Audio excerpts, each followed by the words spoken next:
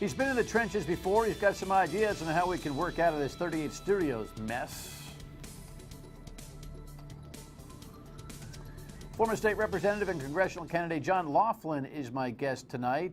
He got some email from some listeners of my show and his show. He's weekdays, well, he fills in on weekdays on WPRO, but he's got his own Saturday show. And people were impressed with some of the things he thought about in terms of how we could manage this debt of this Curt Schilling company debacle that Rhode Island is dealing with. So I want to hear what he has to think, and he's got some ideas as well on the investigation. So John Loughlin's my guest. Looking forward to that. We welcome you in after a 3-day weekend. I hope you rested. I hope you paid some homage, respect, or at least gave a thought or a prayer for our fallen soldiers who have done all that they have for what it is that we have. That's called our freedom. Let's go to the rundown and check out what's happening. Yeah, it's on, baby. This political battle is on. This is just cracking me up. Humility would not be something that this guy would ever bump into. This is a concern, I think, for a lot of people based on a story that happened this weekend. I hope it's just a one-time event. And the coverage of this thing is so over the top, it's unbelievable. This is a new development in Cranston that's kind of unique. You sue while you're working for the entity you're suing, and thank goodness, my goodness. I mean, I'm a Yankee fan. I was exhausted by the Red Sox 10-game losing streak. Even though I told you last week, don't fret. Even I was fretting for you. All right, let's dig in here and take a good look. Yeah, the AG race is on. Isn't there like a commercial? The heat is on. Is that a song? The heat is on. That's a song. Thanks, Laura. Jess is back there just looking at her Twitter feed going, I don't know. Yes, I'm off. I already produced your show. I'm not telling you. The heat is on. The race is on. Here's kind of a neat thing. Dawson Hodgson, the Republican on the left, Peter Kilmartin, the incumbent attorney general on the right. Hodgson's the state senator who's running against Kilmartin, and he laid out a big ad on Twitter today, which is airing on the radio starting tomorrow. 38 Studios. What a disaster. You'd think that Attorney General Peter Kilmartin would tell us which insiders got us into this mess and how much money they made. But Kilmartin can't do that. He's been part of the problem from the beginning. Peter Kilmartin voted for the $75 million handout that made it all possible. Even worse, as next in command to Gordon Fox, his job at the State House was to get his cronies in the back room, then twist their arms to vote for deals like this. Well, he did a pretty good job at that. So don't wait for answers on 38 Studios from the Attorney General, because they're not coming. And us? Well, we're just holding the bag for millions of dollars, not just this year, every year, for years. It's just unbelievable. This is Dawson Hodgson. And so it goes right there. That's pretty powerful stuff. I had Hodgson on the radio today. He's been on the television a handful of times, asking him, what is it that he would wanted Peter Kilmartin to do? I know what I wanted to do, but I wanted to know what Hodgson would have wanted Kilmartin to be doing. You know, this Attorney General filling the role of state leader could have satisfied a lot of people in the state of Rhode Island by simply standing up and saying, I'm on the job. I want to assure the people of Rhode Island their Attorney General is going to make sure justice is done here. I cannot comment on the contents of an ongoing investigation, but I just want you to know that I'm on it. We have never gotten that much from this Attorney General, and it really it leads to a lack of confidence in any willingness to go after his buddies at the State House. All right, so there's another cameo of Dawson right there. But here's the thing. I couldn't add to that answer because I think he's exactly correct. The big thing here is, will a campaign run on 38 Studios as an almost exclusive hammer on the incumbent work, because the constituents are not only fed up but riled up about 38 Studios. I will tell you that I had a dental appointment, and my hygienist, who occasionally, I think her partner actually watches the show more than she does. But anyway, she was saying, she's in my teeth just now. Dan, is anybody going to go to jail for that 38 Studios? Take the thing out of my mouth. I said, I don't know. But she's not very newsy, and she was concerned. So John Loughlin and I will talk about that coming up. All right, let's move along here. I had to laugh. Here was the headline last week. Richard Leach, the Director of Administration for Link Chafee, double agent, gosh knows, that's my opinion, on all that he's doing. He's been nominated to the judgeship, and there's no doubt the Senate will clear him. Of course, trust Chafee. You know, they're talking about inside politics. They've kind of run over a diminished ethics commission, so there won't be any revolving door. In other words, he'll be able to be the judge right out of, he'll literally leave one office and walk into chambers, most likely. Tim White and Ted Nesi on Newsmakers this past weekend kind of peppered him about the cronyism of all of this, but Richard was quick with an answer. I think that I am extraordinarily well qualified. It's hard to pat yourself on the back, but in this case I will. I went before the Judicial Nominating Commission, and I was unanimously recommended to the governor. They sent 5 names. 2 of us were unanimously recommended, but I was unanimously recommended. That's a statement that I think I'm well qualified.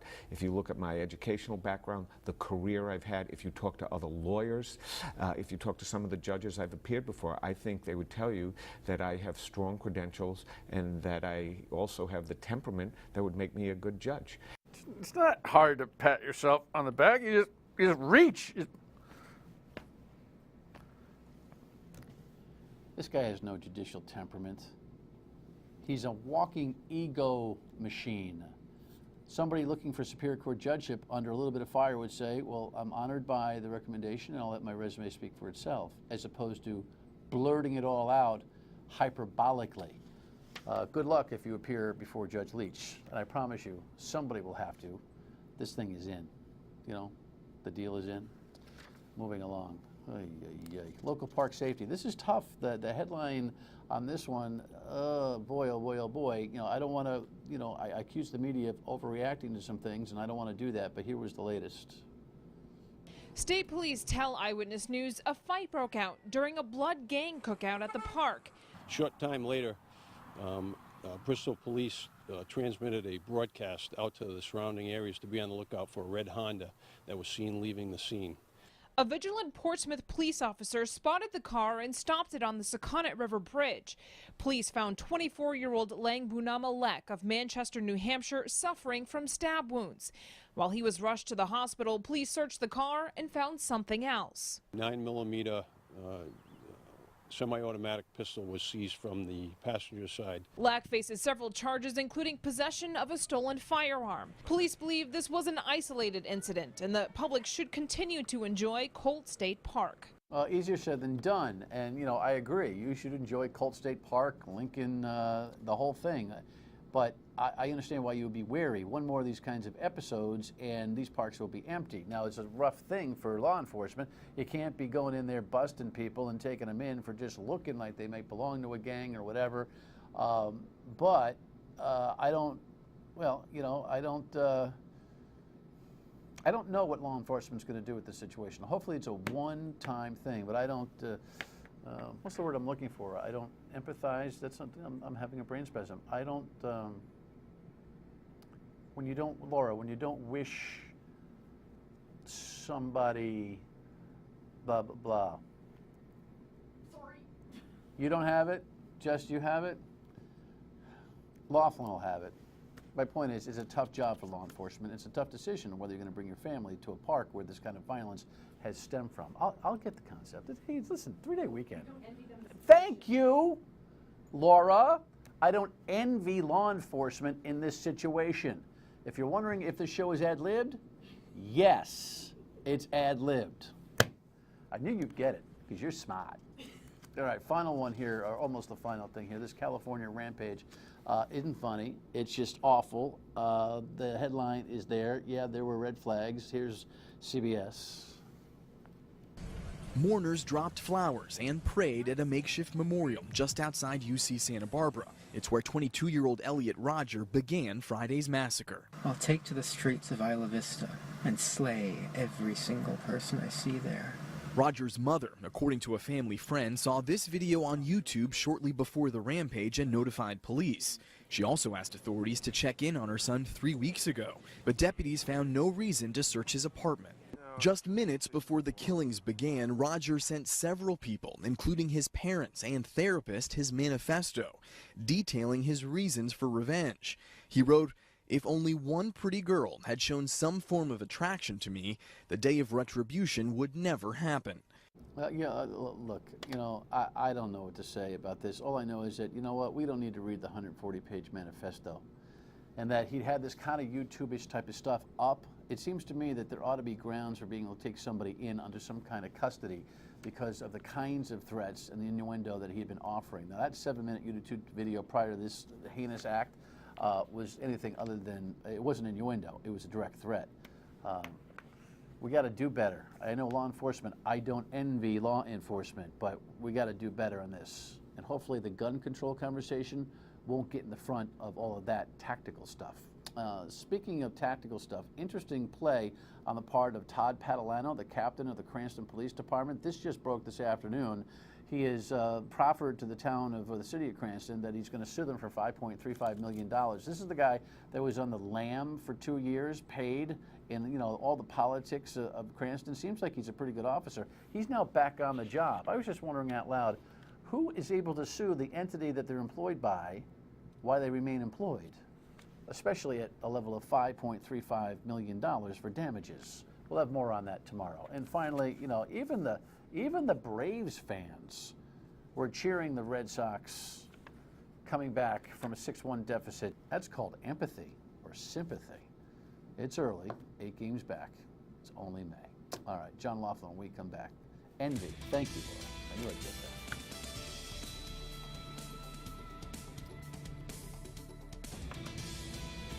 I kind of woke up this morning thinking, will there be a day when I don't mention 38 Studios? I certainly hope there will be. But here's a series of headlines on the WPRI.com website that will give you some perspective on all that's going on, including the speaker, the former speaker, who we found out was actually involved in this, Bill Murphy et al., all the way down to Gordon Fox subpoenas and his lawyers and da-da-da-da-da-da. It just goes on and on. It's just, it never stops. John Laughlin is with me, former state rep. Good to see you. Thanks Good to see you, Dan. Thanks for having me. Reportedly, on the other day on the radio, you were offering some creative ideas. God, I'm looking for one on how we approach this whole thing. Frank Caprio was here on Thursday night, the state treasurer, former, and running for the same office again, talking about the idea that negotiations have to happen here. Right. Negotiations have to happen here. Well, that's one thing, but you had another idea. Well, yeah, in order for a negotiation to happen, you have to have leverage. And what leverage does the state have? If we were to take our payments, default on the bonds, take our payments and put them in an escrow account, and let that escrow account begin to build, let all of the lawsuits go through their investigative phases, through discovery, and now we have a pool of money that we can settle from, and we can then negotiate a settlement for a portion of that money, 40 cents on the dollar, 50 cents on the dollar, whatever it is, to make it all go away. As soon as we start making those payments, we lose that leverage. Now, all of a sudden, we've got to go through the court process and we've got to prevail in a lawsuit. We may not get to the settlement point. If we escrow that money, now we've got some leverage to be able to negotiate. It's a good one.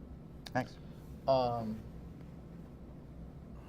Yeah, I wonder if Speaker Mattiello and Leader DeSimone, who went to New York in this famed trip last week, threw that at Standard & Poor's and Moody's and said, hey guys, if we put some money in escrow and showed you that we were paying attention, but we've got this entanglement going on, how would that fly? I wonder if they did that. It may be a downgrade with an asterisk.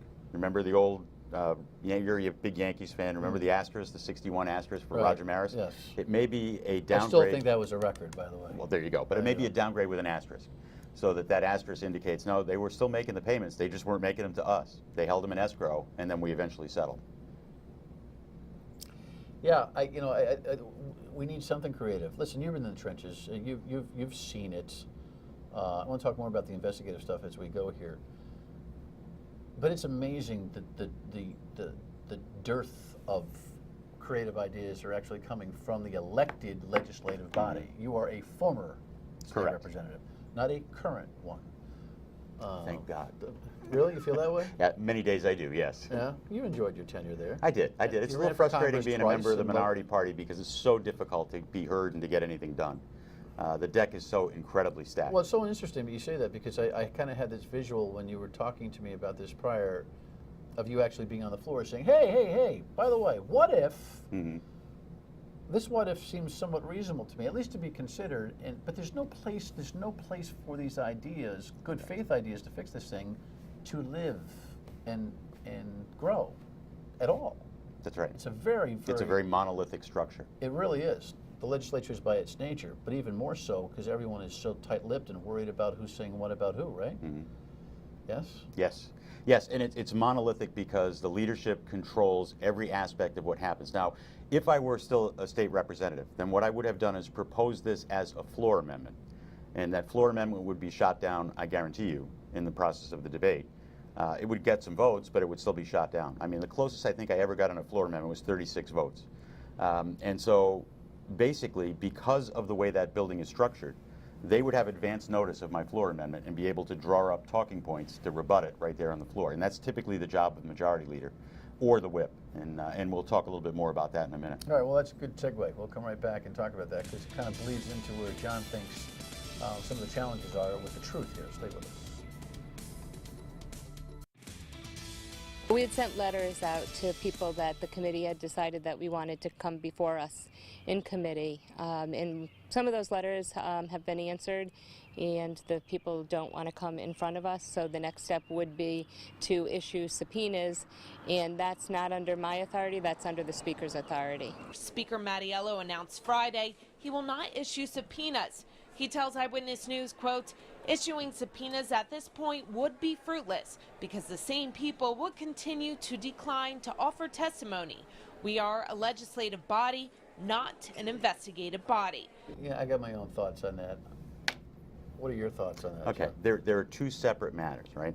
Now, there's what took place on the floor of the House where 75 or however many, probably some number less than 75 legislators were basically duped into voting what they thought was a loan package for many different businesses. That's one matter. That may not even be criminal. That's just stinky. That's just bad government and embarrasses a lot of people and may affect other elections. You were there. We'll get to that in a second, yes. You voted. I did not vote on that. You I passed? was out of the building by You were then. busy. I was busy running for Congress. I That's showed up right. that day, I signed in, I voted on some ministerial bills, You and didn't then vote on. I had something to do. All So I right. didn't vote. My only recorded vote on 38 Studios was during the supplemental budget, and I voted against the supplemental, In but for March other of reasons. 2010. Right. Right. But in May 25th, and this is where the committee could really do some good if they had subpoenas. And what he says about the subpoenas of people not coming in, when you're subpoenaed, it's like, I want Dan York and your records, right? So you can sit there and say, I plead the fifth. The committee still gets to look at those records, right? So they still get to be able to benefit from your showing up, even if you plead the fifth. So, but that's a separate issue. The major thrust of the committee should be what happened on May 25th, 2010. On May 25th, 2010, Larry Earhart, and we all know the story, Larry drafted up a floor amendment State representative. that basically said limit to $5 million each of the loans. He was called off the, now he hadn't introduced this amendment, right? And amendments are supposed to be between the rep, the legislative council, and their own attorney. Nobody else is supposed to know the content of that amendment. Now, obviously, leadership knew about it. Somebody called Keith Stokes and Mike Cronin, Keith Stokes, the EDC director, Mike Cronin, the governor's legislative director, to pull Larry off the floor and get him not to introduce that amendment.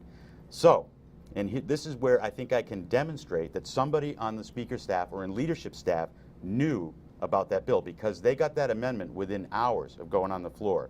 Some staff member recognized that this was going to upset the apple cart for 38 Studios and flagged it to leadership. Now, you're going to tell me that a staff member knows more about what the true purpose of that bill is than the majority leader, the majority whip, and the finance chair? I don't think so. The majority leader for Gordon Fox at the time was Nicholas Nick Mattiello, who's now the Speaker. The majority whip was Peter Kilmartin, who's now the Attorney General, Attorney General, and the finance chair was Steve Costantino. who's now the Secretary of Health and Human Services. Correct. I would want to see the Mattiello cell says, phone I records. knew nothing. Kilmartin is like, I know, blah, blah, blah. But what you're saying is those records would have to be That's right. subpoenaed. When you subpoena Keith Stokes, you say, bring your cell phone records. Because then we can find out who called Keith Stokes. He was sitting up in the gallery. He's sitting in the East Gallery watching the debate. At some point, he got a phone call on his cell phone, which is his state phone, that said, you better get down to the floor. We got a problem with one of your Republicans. Who made that phone call? If it's a staff member, that's the person you subpoena. And then you say, who else knew? Who else knew to flag that floor amendment that it was going to upset the apple cart? And that's where you can unravel the whole thing. Well, there's no subpoenas coming. No, so we'll never know. Well, There's no criminal. I mean, well, if state politicians police- are allowed to lie to you, and they're allowed to lie to their colleagues and not break the law. That's legal. It's despicable, it's disgusting, it's bad government, but it's not illegal. Well, so if- state if- police if- could care less if- about that. If the lies are attached to financial gain, that's a whole nother story altogether. Right. So that's at the core of the investigation. That is, what was this scheme all about? Why did it have to be voted upon on a stealth level the way it was, and how? And because who was to gain and what was to gain from passing it? But Nick Mattiello swears that he knew nothing about this at all. I find it difficult to believe. And the AG has been completely on it. I find it difficult to believe that a staffer knew the content of that bill and the importance of that floor amendment, and the majority leader, the majority whip, and the finance chair did not. I find that impossible to believe. All right, well, there you go. I think we'll leave it there. It's a conversation we may follow up with on the radio tomorrow between noon and 3 on WPRO. Good thoughts. Refreshing thoughts on 38 Studios. New angles to pursue. Thanks for coming. Thanks, Dan. We'll be right back.